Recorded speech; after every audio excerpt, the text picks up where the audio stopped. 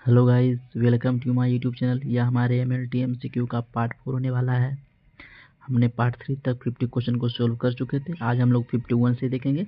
अगर आपने अभी तक हमारे चैनल को सब्सक्राइब नहीं किया है तो प्लीज़ सब्सक्राइब कर लीजिए, क्योंकि यह जो क्वेश्चन हम करा रहे हैं वो बहुत ही ज़्यादा इंपॉर्टेंट क्वेश्चन है और बार बार एमएलटी एमसीक्यू में आते हैं, जो कि लैब टेक्नीशियन के लिए बहुत ज़्यादा इंपॉर्टेंट है।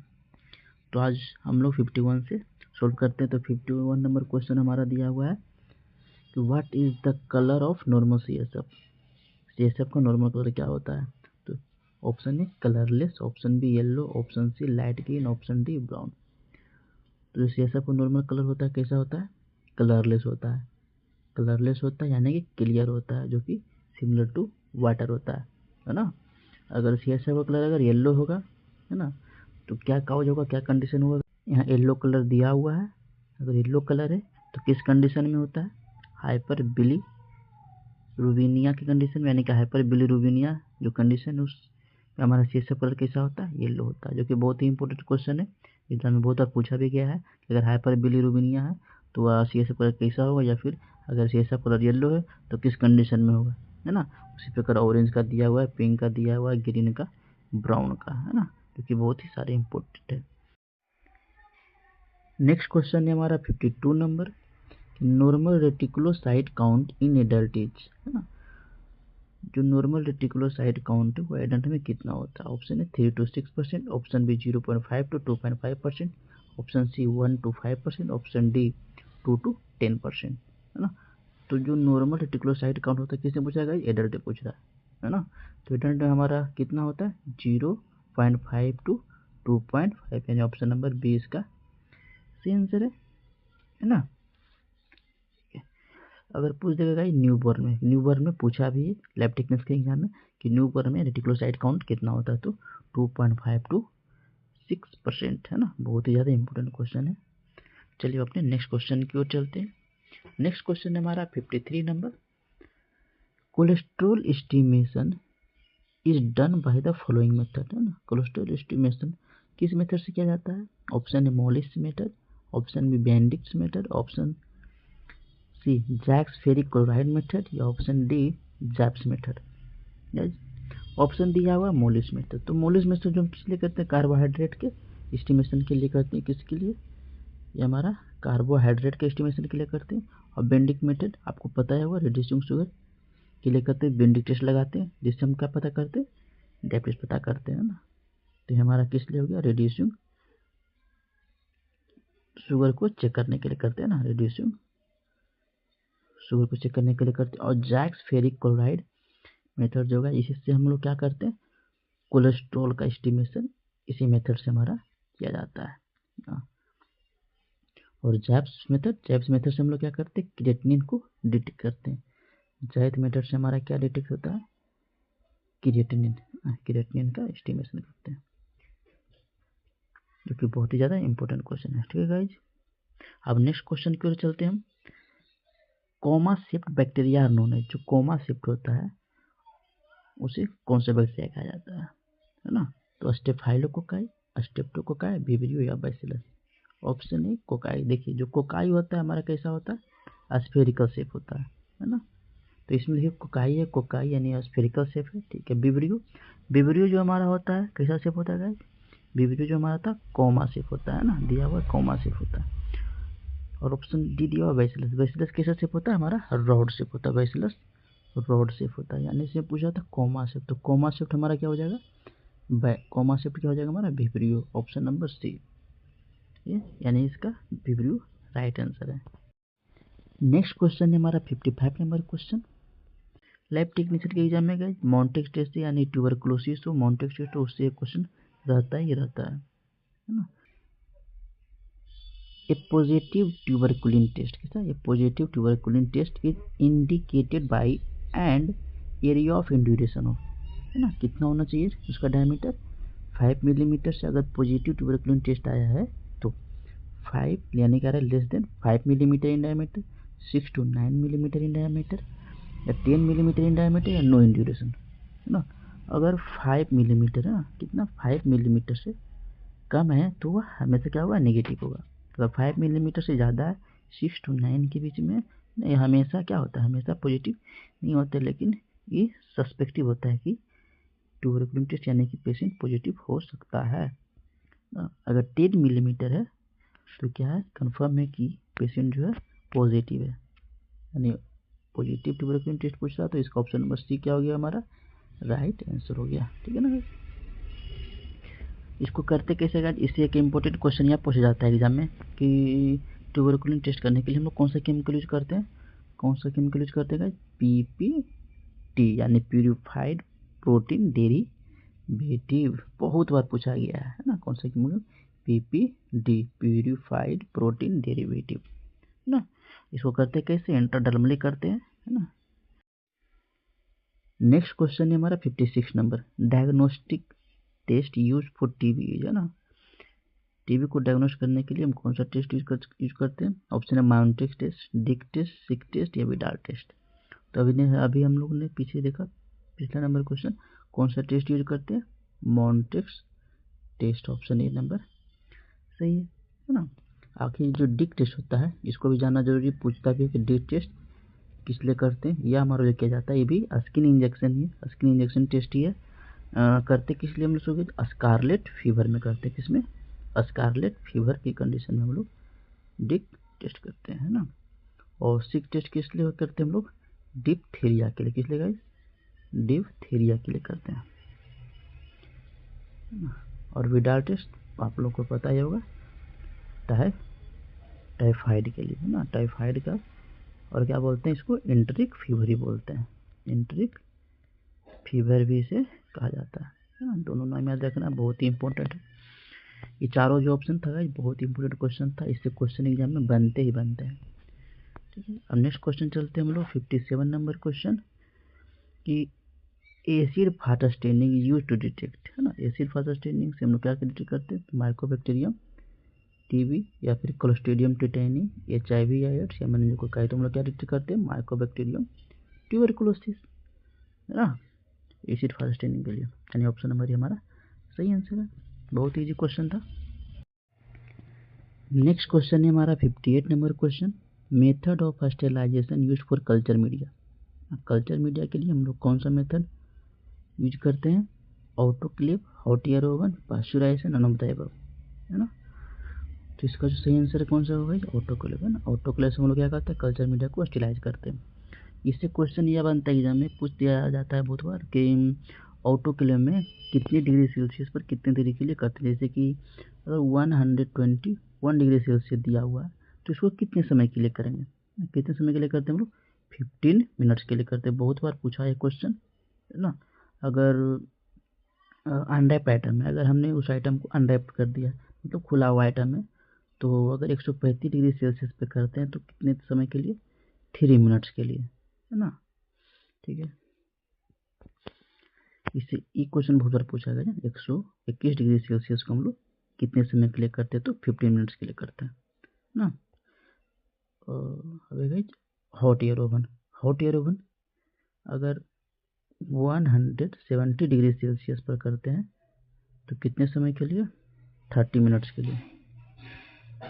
और 160 डिग्री सेल्सियस पर करते हैं तो कितने समय के लिए, 16 मिनट के लिए। अगर 190 डिग्री सेल्सियस के लिए करते हैं तो ओनली 12 मिनट्स के लिए करते हैं। ठीक है ना। अब नेक्स्ट हमारा पाश्चराइजेशन, पाश्चराइजेशन के लिए अगर 60, ये भी इंपॉर्टेंट क्वेश्चन है गाइस, 63 डिग्री सेल्सियस के लिए हम लोग कितने समय के लिए, 13 मिनट्स के लिए। बहुत बार पूछा भी गया 63 डिग्री सेल्सियस के लिए पाश्चराइजेशन में हम कितने समय के लिए स्टेरिलाइज करते हैं, तो 30 मिनट्स के लिए। और 72 डिग्री सेल्सियस पर हम लोग 15 सेकेंड्स, ओनली 15 सेकेंड्स। और 138 डिग्री सेल्सियस पर पाश्चराइजेशन करते हैं तो only 2 second guys, only 2 second. ठीक है, बहुत ही इंपॉर्टेंट क्वेश्चन है। अब नेक्स्ट क्वेश्चन हम लोग चलते हैं, शेप ऑफ कोकाई, बहुत ही इंपॉर्टेंट क्वेश्चन, पिछला क्वेश्चन पूछा भी गया था। शेप ऑफ कोकाई क्या होता है, स्फेरिकल, है ना, स्फेरिकल होता है। और रोड शेप कौन होता है हमारा, बेसिलाई होता है। कोमा से विव्यू होता है, स्पाइरल, स्पाइरुलम होता है ना, यहाँ दिया हुआ है गाइज। ठीक है, नेक्स्ट क्वेश्चन है हमारा 60 number question, VDRL is used in the diagnosis of, है ना। किस चीज़ को डायग्नोसिस करने के लिए हम लोग वीडियारल यूज करते हैं? ऑप्शन है syphilis, option B HIV, option C typhoid, option D tuberculosis, है ना। तो इसका सही आंसर क्या होगा? ये सिफिलिस, है ना, सिफिलिस। इससे एक क्वेश्चन एग्जाम में बचता है, पूछ देगा कि सिफिलिस किस बैक्टीरिया से होता है? तो ट्रेपोनेमा पैलिडम, बहुत ही इंपॉर्टेंट क्वेश्चन है, पूछा भी गया है एग्जाम में, है ना। इस क्वेश्चन से इंपॉर्टेंट क्वेश्चन, ये बहुत जरूरी है। नेक्स्ट क्वेश्चन हम लोग चलते हैं 61 नंबर क्वेश्चन, बहुत ही इंपॉर्टेंट क्वेश्चन है। Name of the anticoagulant present in purple coloured vacutainer tube, है ना। कौन सा कह रहा है? पर्पल कलर्ड वैक्यूटेनर ट्यूब, है ना। तो उसमें कौन सा एंटीकोगुलेंट होता है? Option A heparin, option B EDT, option C sodium citrate, option D none of the above. तो जो अगर पर्पल कलर हमारा है तो उसमें कौन सा एंटीडेंट होगा? एंटीकोगुलेंट ईडीटी है, ठीक है। और अगर हेपेरिन है गाइज, है ना, हेपेरिन के लिए कलर कौन सा होता है हमारा? ग्रीन। सोडियम साइट्रेट के लिए हमारा स्काई, और हमारा नहीं तो कोई दिया हुआ है ना।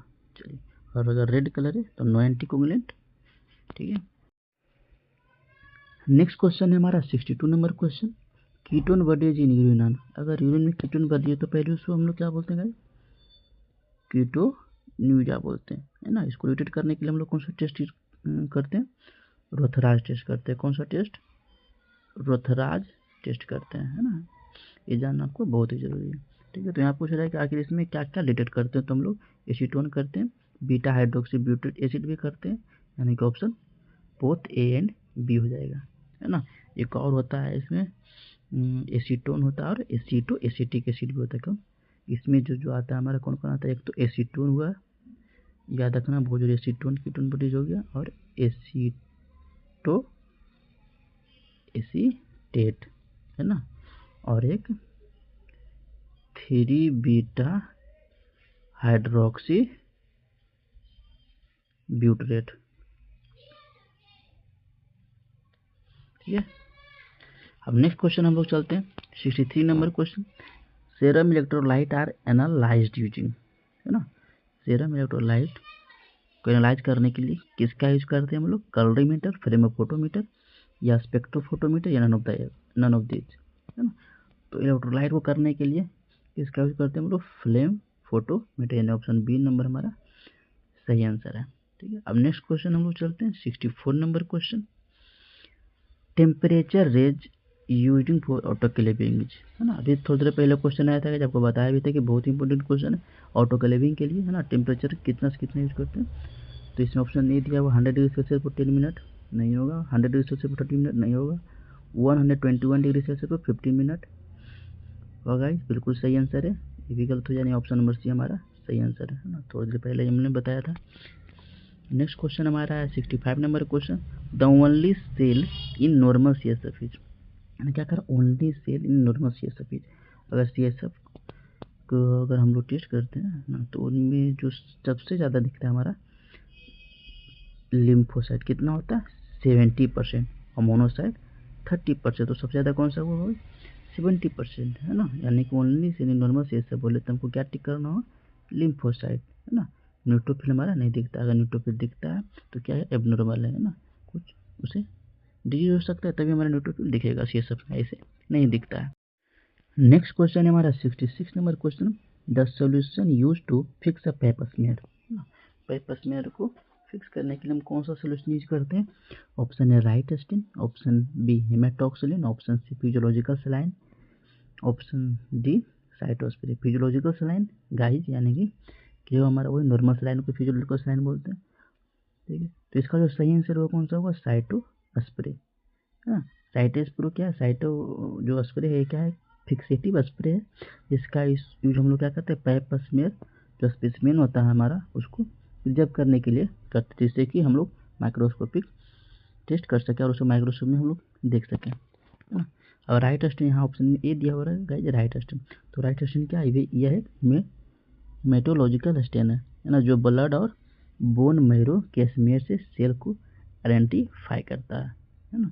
हेमाटोक्सिलिन क्या है? हेमाटोक्सिलिन बेसिक डाई है, जो क्या करता है? अगर बेसिक डाई है तो हमारा एसिडिक कंपोनेंट को करेगा? स्टेन करेगा, है ना। फिजियोलॉजिकल सलाइन नॉर्मल सलाइन यानी कि 0.9% सोडियम क्लोराइड है ना। अब नेक्स्ट क्वेश्चन हम लोग चलते हैं 67 number question, presence of red blood cell in the urine is refer to as, है ना, क्या है, presence of red blood cell, है ना भाई, इन द यूरिन क्या होगा, हेमेचूरिया या फिर हीमोग्लोबिनूरिया, एनूरिया या कैलोरिया। अगर यूरिन में हमारा ब्लड है तो हमारा क्या होगा, हेमेचूरिया, यानी ऑप्शन ए नंबर हमारा सही है। अगर हमारे यूरिन में हीमोग्लोबिन है तो क्या होगा, हीमोग्लोबिनूरिया। एनूरिया का मतलब क्या हुआ, नो यूरिन, है ना, नो यूरिन। अगर यूरिन एक्सक्रीट नहीं हो रहा यानी कि, या फिर बहुत ही कम मात्रा में एक्सक्रीट हो रहा है तो उसको एनूरिया बोलते हैं, है ना। कैलोरिया क्या होता है, इसमें जो यूरिन का कलर होता है मिल्की यूरिन होता है, यानी कि दूधिया कलर का यूरिन होता है, जो क्या करता है, या पैरासाइटिक इन्फेक्शन के कारण होता है। जो दूधिया यूरिन होता है, मिल्की यूरिन होता है हमारा, मिल्की यूरिन जो होता है पैरासाइटिक इन्फेक्शन के कारण होता है, इसको क्या बोलते हैं, कैलोरिया बोलते हैं, है ना। अब 68 नंबर क्वेश्चन बहुत ही इंपॉर्टेंट क्वेश्चन है, specific gravity of urine normally varies between, जो स्पेसिफिक ग्रेविटी यूरिन का कितना से कितना के बीच में वेरी करता है। तो इसका नॉर्मल रेंज होता है कितना होता है, 1.005 to 1.030 होता है ना। तो इसमें 1.010 to 40 दिया हुआ नहीं हो, इसमें 1.010 to 1.015 ये भी नहीं होगा, 1.010 to 1.030 सही आंसर है, ये भी नहीं होगा, यानी ऑप्शन सी नंबर हमारा सही आंसर है। अब नेक्स्ट क्वेश्चन हम लोग चलते हैं 69 नंबर क्वेश्चन, और बहुत ही इंपॉर्टेंट क्वेश्चन है, name the test use to detect the presence of glucose in urine. Urine में ग्लूकोज के प्रेजेंस को डिटेक्ट करने के लिए हम लोग कौन सा टेस्ट यूज करते हैं, option A Fouchet's test, option B Vendick test, या ऑप्शन सी हेज टेस्ट, या ऑप्शन डी रोथराज टेस्ट। तो इस कौन सा टेस्ट यूज करते हैं, वेंडिक टेस्ट करते हैं ना, जो कि रिड्यूसिंग शुगर को पता लगाने के लिए, यानी ग्लूकोज को पता लगाने के लिए करते हैं, है ना। यहाँ पर देख सकते हैं अगर कलर ब्लू आता है तो नन ग्रीन येलो परसिपिट आता है तो ट्रेसिस यानी रिड्यूसिंग शुगर कुछ मात्रा में, मॉडरेट लार्ज अमाउंट में रिड्यूसिंग शुगर है यानी कि ब्रिक रेड कलर उसका होगा। अब ऑप्शन ए में दिया हुआ है फचेस टेस्ट, है ना। तो फचेस टेस्ट से हम लोग क्या करते हैं, यूरिन में बिलिरुबिन को डिटेक्ट करते हैं, है ना। फचेस टेस्ट में हम लोग किसका डिटेक्ट करते हैं, इसमें बिलिरुबिन को डिटेक्ट करते हैं। हाँ, बेंडिक टेस्ट में रिड्यूसिंग शुगर को डिटेक्ट करते हैं, ये तो बता दिया। हेड टेस्ट में हम लोग क्या करते हैं, बाइल साल्ट को डिटेक्ट करते हैं, इसमें क्या करते हैं हम लोग, बाइल साल्ट को डिटेक्ट करते हैं, है ना। और रोथरा टेस्ट में हम लोग कीटोन बॉडीज, है ना, कीटोन बॉडी डिटेक्ट करते हैं, यानी कि एसीटोन या फिर एसिटिक एसिड को डिटेक्ट करते हैं, है ना। अभी थोड़ी देर पहले हम लोग देखा था। नेक्स्ट क्वेश्चन हमारा, और ये हमारे आज का लास्ट क्वेश्चन है, इसके बाद हमारा नेक्स्ट पार्ट आएगा और नेक्स्ट प्रीवियस ईयर क्वेश्चन को हम लोग सोल्व करेंगे। अभी तक गाइज अगर आपने सब्सक्राइब नहीं किया गाइज हमारे चैनल को तो प्लीज़ सब्सक्राइब कर लीजिए। और 70 नंबर क्वेश्चन हमारा है, एक compound microscope has how many lenses, है ना। कंपाउंड माइक्रोस्कोप कितना लेंस होता है, तो 3 लेंस होता है ना। बहुत easy question, option C number right. ठीक है, मिलते हैं अपने नेक्स्ट वीडियो में। Thanks for